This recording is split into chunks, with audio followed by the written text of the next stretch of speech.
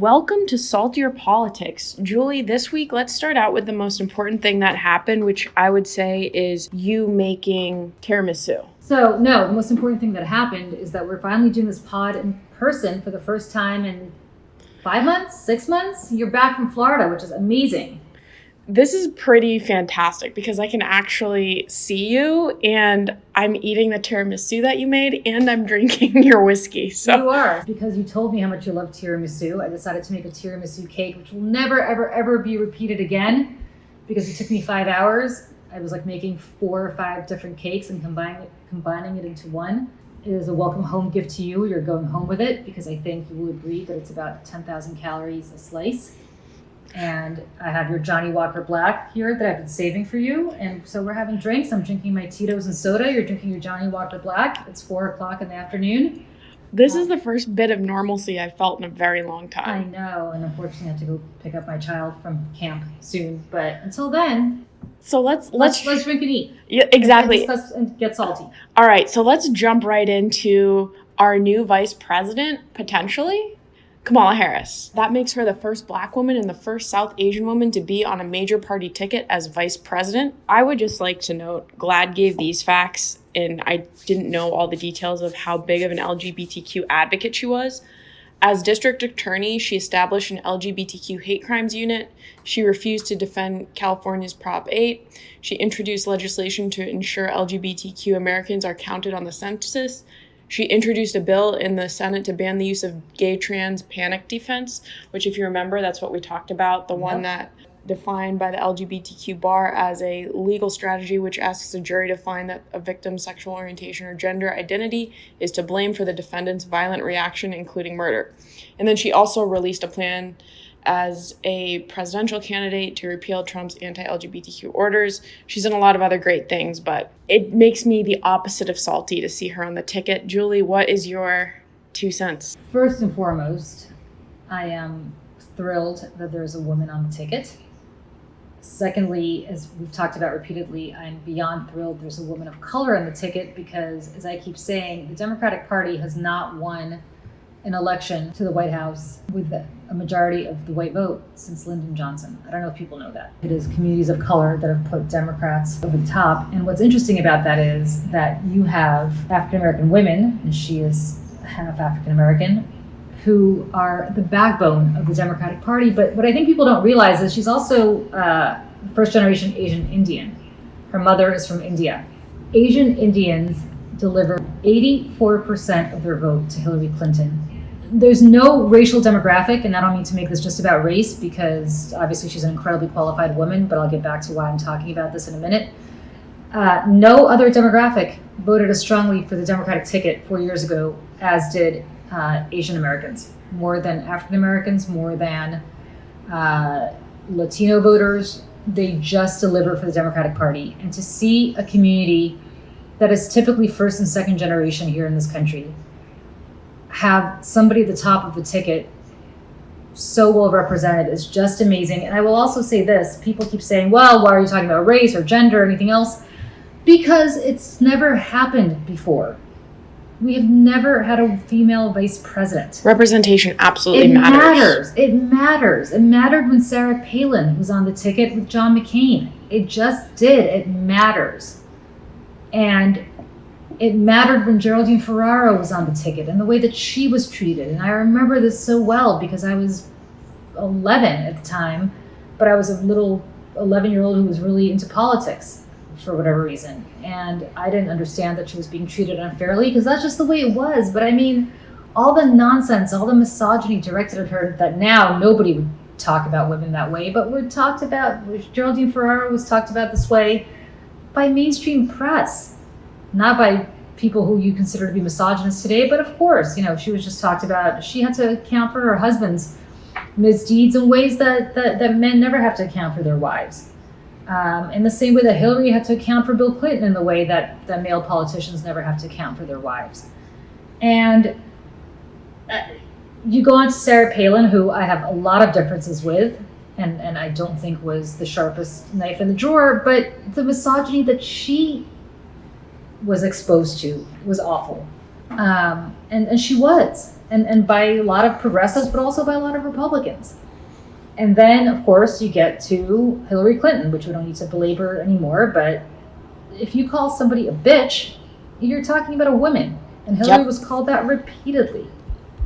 If you call somebody, just consistently, Donald Trump keeps using the word nasty. He uses that towards women all the time.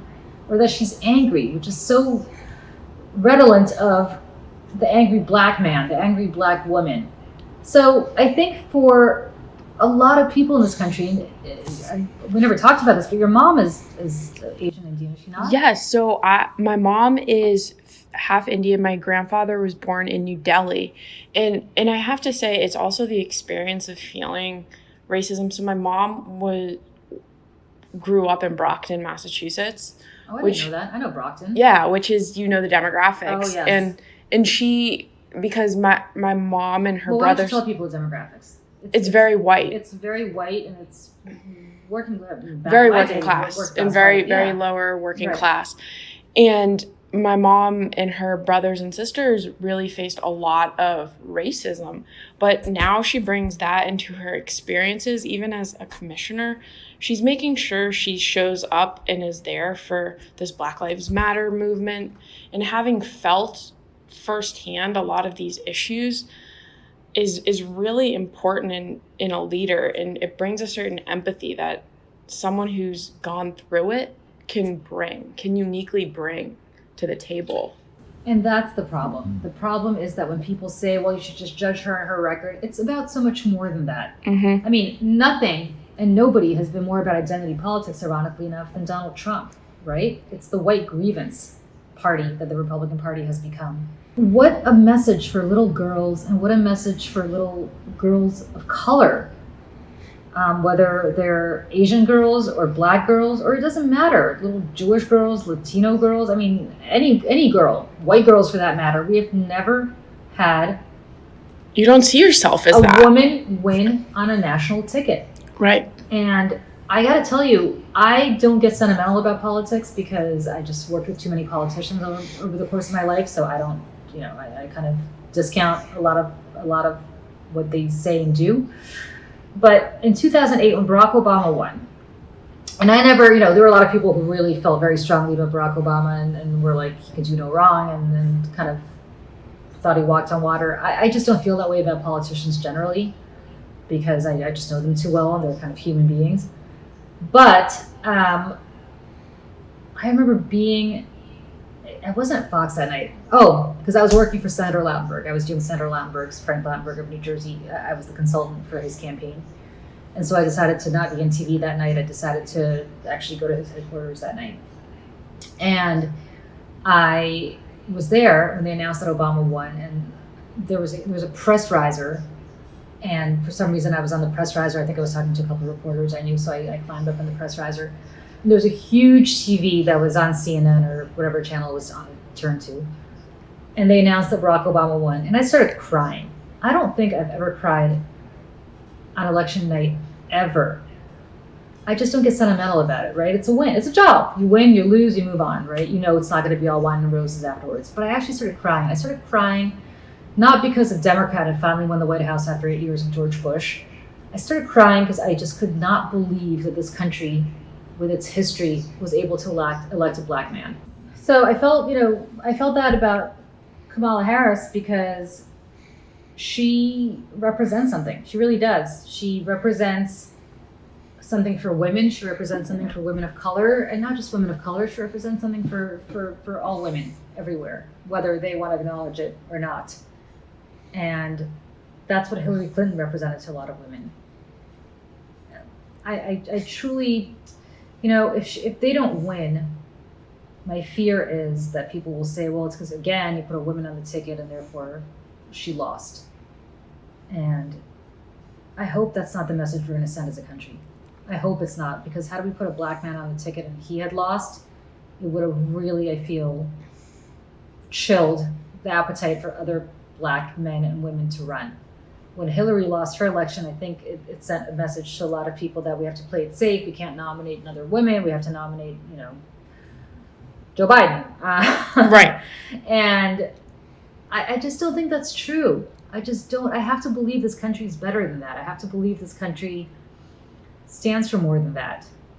I have to believe that the American experiment is about more than that. Although we are one of the few nations in the Western world that have had a hard time electing women. I mean, Margaret Thatcher was prime minister when? 1979, I think she got elected, 1978. I mean, that was a long time ago. Angela Merkel certainly been chancellor in Germany for a long time. Golda Meir in Israel, that was in the 60s. I mean, talk about a really long time ago. Indira Gandhi in India. Benazir Bhutto in Pakistan. I mean, think about that. Countries like Pakistan elected a female prime minister. And yet, we, the United States, have not. Finland, I believe, has an all-female cabinet, including a prime minister who just got married, who's, I think, like 30 or 32, which is great. So it's, I just, for many reasons, I hope they win, obviously, for many, many reasons, but I think there's a symbolic reason as well. And I think it will show the world, and it will show Americans that you can have a woman and a woman of color ascend to the second highest office in the land and be prepared to in an emergency, ascend to the highest office in the land. That she's qualified and that the country believes that she can step up if she needs to and assume that office. 2 points. One, I'm excited for the debate between her and Pence. I think that will be something to behold because I think she will be very strong. So the beauty of debates, as somebody who's done debates, is you really want to temper expectations. Okay. Because if you think that she's going to wipe the floor with him, if he puts in even a middling performance, people are going to say, oh, she didn't wipe the floor with him. Okay. That's why I think Trump is making a massive mistake with Biden, saying, I want a debate, I want 4 debates, I'm going to wipe the floor with him. Unless Joe Biden drools all over himself, he will already have won this debate, and he's not going to drool all over himself because he didn't do the first 10 debates that he did in the primary. Pence, it's very interesting to see how Pence will handle a woman and how Pence will handle an aggressive woman. So I imagine if you're Kamala Harris and you're prepping Kamala Harris for a debate, which is very different from prepping Joe Biden for a debate against Donald Trump. But I assume if you're prepping Kamala Harris for a debate, where do you even begin? Because you've been in this situation before. It's interesting. I mean, I suspect she's going to want to discomfit him, I've never actually pronounced that word out loud, but she's going to want to make him uncomfortable by virtue of her gender.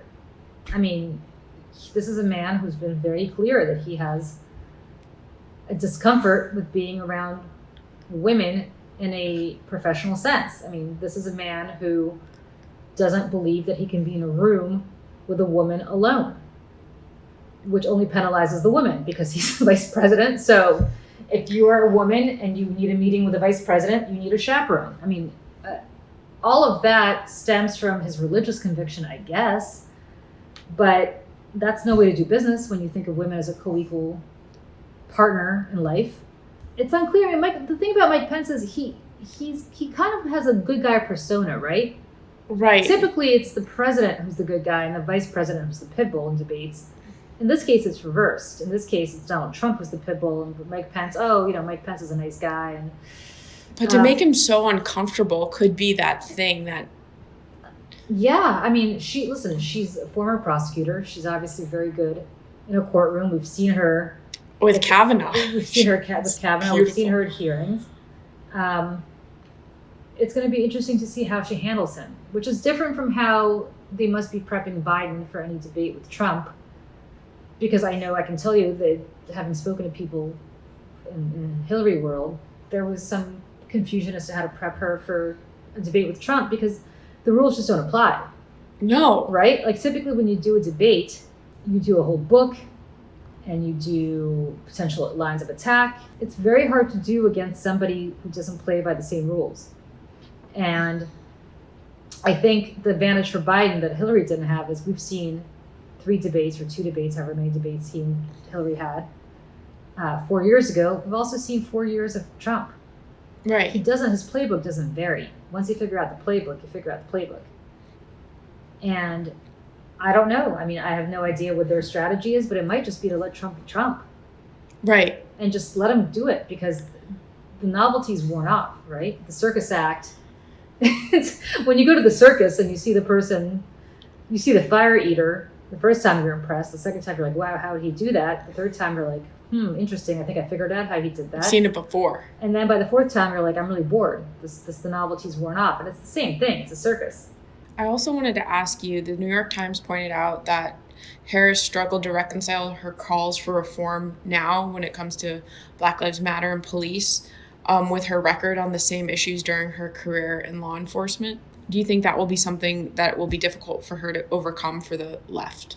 If somebody were rigid in their views today, then I would say to you, blame them for it. People do evolve. Obama did on LGBTQ issues. Sure. It's not easy being a former prosecutor these days as a politician. Whereas it used to be a badge of courage when you put away bad guys. Now it's become much more complicated. If you're on the left and you're not voting for Joe Biden and Kamala Harris because they're too moderate, then I just have no time for you. Because by sitting at home, you're effectively electing somebody who's much worse on your issues. Who's going to put every issue you stand for 10 steps back instead of one step forward. You can either get 85% of the loaf or get zero, right? Like if you're starving and somebody gives you, okay, let me say this. I hate liver. I hate pate. I hate anything to do with the organ liver. Everything about it makes me want to die. However, if somebody gave me liver, if I was starving and somebody gave me liver or a steaming pile of poop, I'd eat the liver. Right? I just would. Right. Same thing here. Even if you don't like, and by the way, they're not liver. No. They're, I don't know, Wonder Bread. I'm not really enamored of Wonder Bread. Right. I'll eat it in a pinch. Exactly. Right? So take the Wonder Bread. Yes. Or if you think they're that awful, take the liver, because it's better than a steaming pile of poop or starving to death, which is what's going to happen to you if you don't eat the liver. Right. Again, like they may not push your agenda forward 10 steps, but they will push it forward 3. And it's better at the end of the day, I think, to have 3 steps forward than, again, 25 steps back. And don't be a Susan Sarandon. No. Don't be a Susan Sarandon, because Susan Sarandon... Hard pass, because Susan Sarandon can afford to ride out the Trump years, because guess what? Susan Sarandon's doing just fine. She's a white woman with a lot of money. So you could afford to be that person, God bless. But if you really care about people who are not as advantaged as you, they can't take 4 more years of Donald Trump. And by the way, by the time he's done in 4 more years, you think there's going to be sort of free and fair election in this country? He's already doing everything he can to screw up the election. He's basically directing the post office to not deliver mail-in ballots, which interestingly enough, he said he doesn't agree with that, but vote by mail is okay. His ballot will sure as hell be going by mail, or has been going by mail. Of course. He voted in the primary in Florida while he was in Florida. Everybody's like, well, he lives in D.C. and he's a resident of Florida. No, he was in Florida on primary day. He could have gotten in his car and been driven to vote in person, but he didn't. He mailed it in. Kellyanne Conway voted by mail repeatedly. So did Kayleigh McEnany. Right. So Jared and Ivanka, I think if they're finally registered to vote, because the last time I checked, they couldn't vote for Donald Trump in 2016, because remember, they were registered as Democrats. They couldn't vote in the primary in New York. Which is funny. I mean, listen, the hypocrisy is astounding. Right. The hypocrisy is astounding. Can we talk about the census for a second? Yes. Because this is my new big issue. So I don't know if people are aware of this. There's a decennial census every 10 years mandated by the Constitution, where you're supposed to count everybody.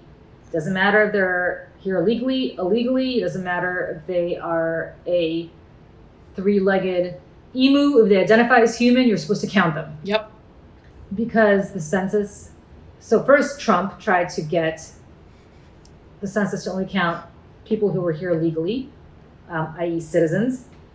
The Supreme Court said you can't ask that question on the ballot. In order to penalize populated states, what he has effectively done is cut off the census through the Census Bureau, through the Department of Commerce, which oversees the Census Bureau, our old friend Wilbur Ross, who, of course, I think is too busy cashing in on his role as Secretary of Commerce to actually care about the census. They are now cutting off the count for the census in September. It was going to be October. The Census Bureau had actually asked Congress to push it back to next June to extend the census because of COVID. Because what happened is when you do the census, the way it works, this is boring, but it's really relevant. Everybody should have, every household should have gotten a census form to fill out. And on the census form it says, as of April 1 of 2020, who lives in this house. So, in my case, I would have put the people as of April 1st who lived in this house and their age and their name. If I don't, and I could go online and fill it out online, or I could just mail it back in, or I guess there's a phone number you can call in any number of languages to be able to fill it out over the phone or go online. But typically what happens is, statistically, communities of color, but also notably rural voters, don't do it in the same numbers as people who are not. So what you have are people called enumerators in normal years. Those are people that the Census Bureau hires to go door to door, knock on your door, and say, hey, you haven't filled out the census yet. And that typically starts in the summer, like June, July, going door to door and saying, hey, you got to fill out the census. Like, Emily, why haven't you filled out your census yet? It's the law, you have to fill it out. And they'll give you the census form, and then you'll say, oh, okay, I have to fill it out. Either you fill it out and mail it in, or you do it over the phone, or you do it over the internet. Well, thanks to COVID, you can't do any of that. So census workers have just now started going out. They should have gone out under a normal time frame. They would have been going out months ago. They just started going out in August, and now they've cut off the census in September. You have to respond by the end of September.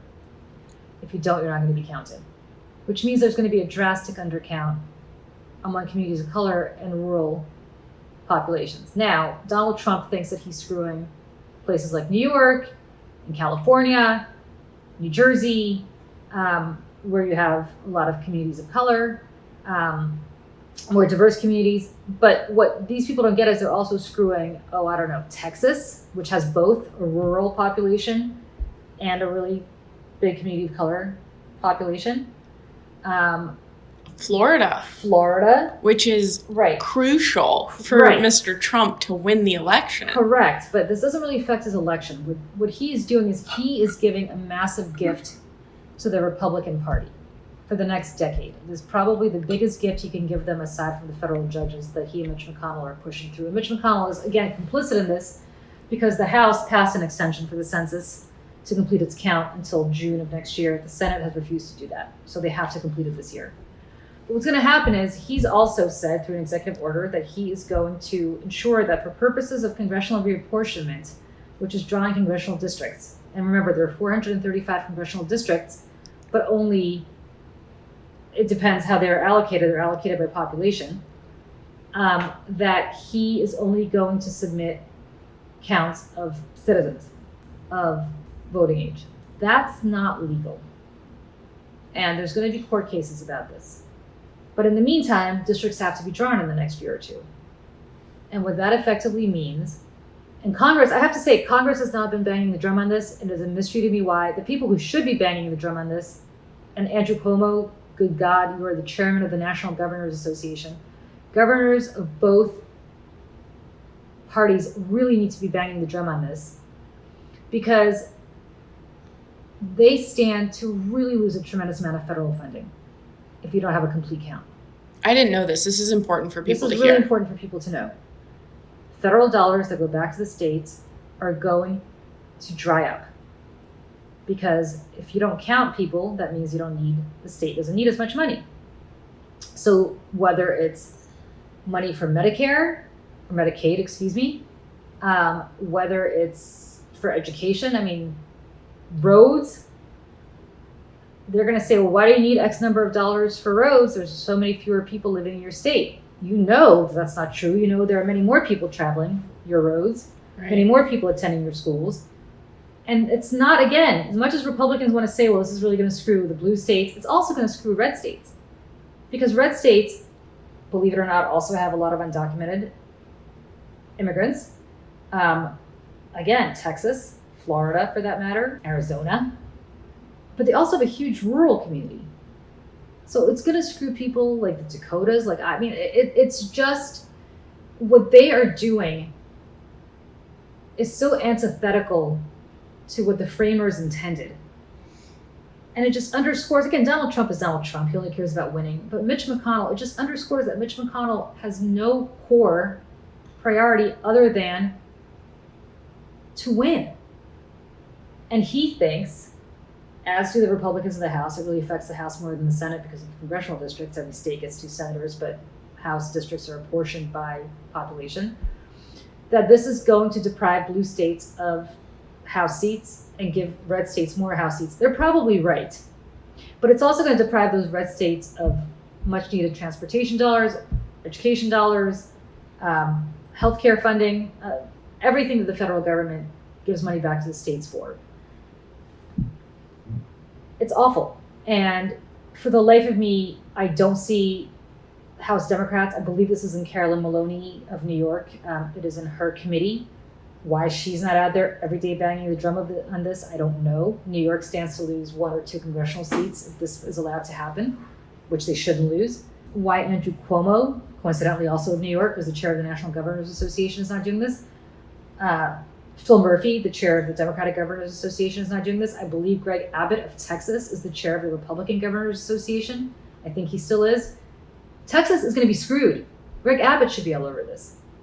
They just, if it's not a soundbite, they don't care.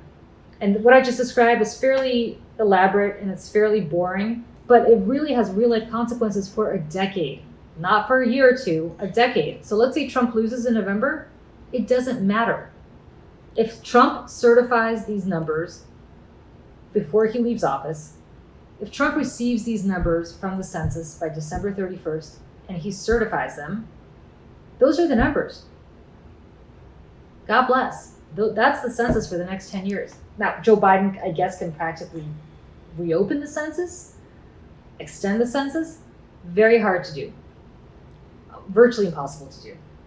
So I don't know what the Democrats and the Republicans in all these states that are affected by this, and again, it's a bipartisan problem in a lot of these big states, what they're sitting around thinking about, but they should be thinking about this. This is something to be salty about. This is incredible. Listen, I had no idea. My head is, like, this is all I've been thinking about and focused on, both professionally and personally, for the last X number of months, and I don't understand why more people are not focused on it. We only see the crisis before us.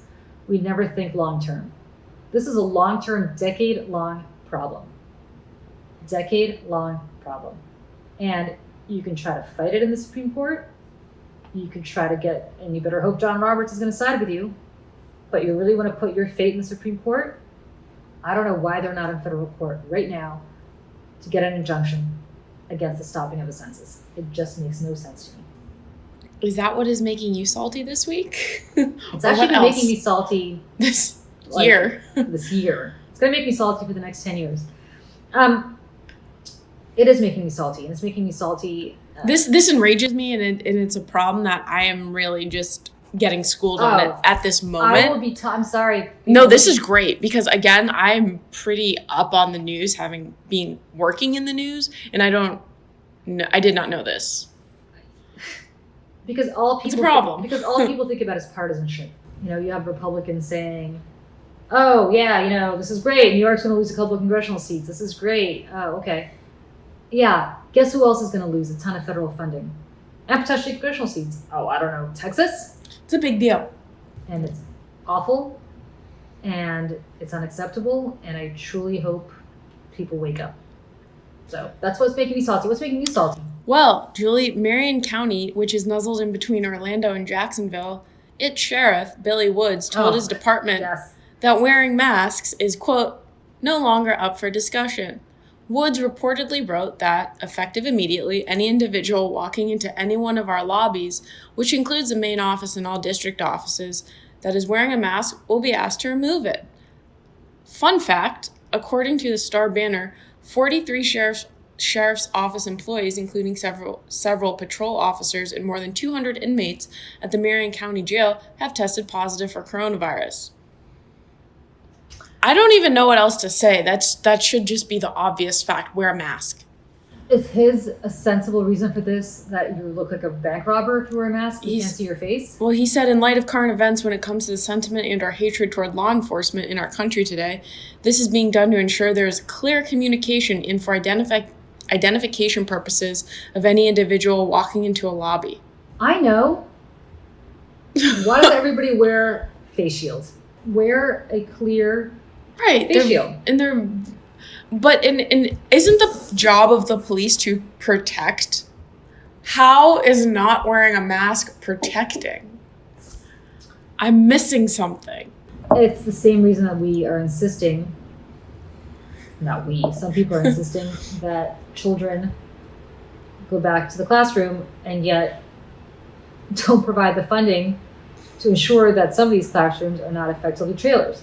Right. One of my friends emailed me. They're like, after this story came out, they're like, don't you miss the Florida man? And I'm like, yes, I miss the Florida man. Well, he is the Florida man, but the Florida man is usually like a meth dealer who like jumped in an alligator's mouth to retrieve a golf ball, which is like not affecting anybody except that person. This is affecting a lot of people. Wait a second.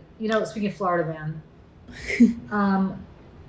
you and I have been talking about the story out of New Jersey about Sewer Girl.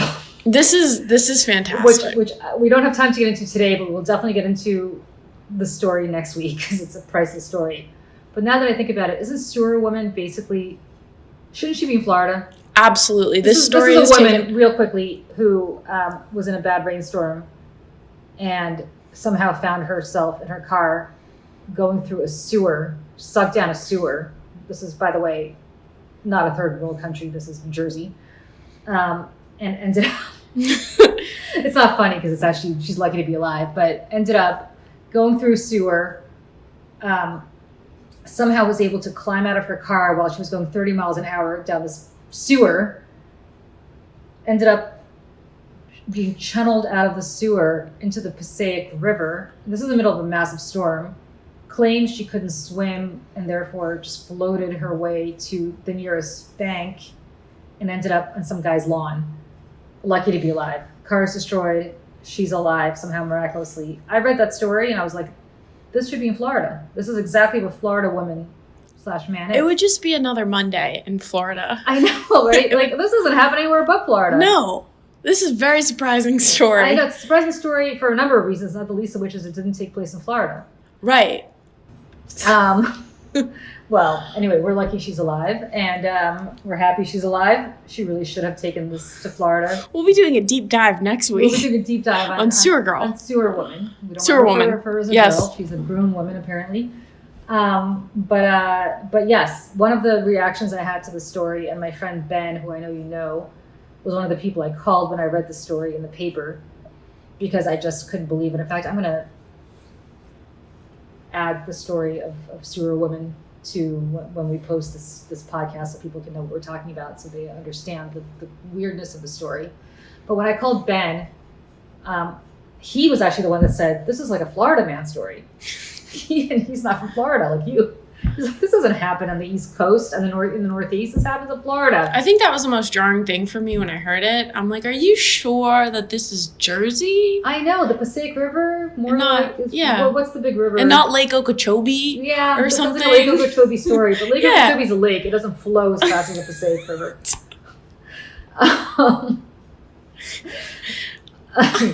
Well, we wish her well. We wish her well. And on that note, I'm going to continue eating tiramisu and drinking Julie's Johnny Walker. All right. Have a great weekend. Have a great week, everybody.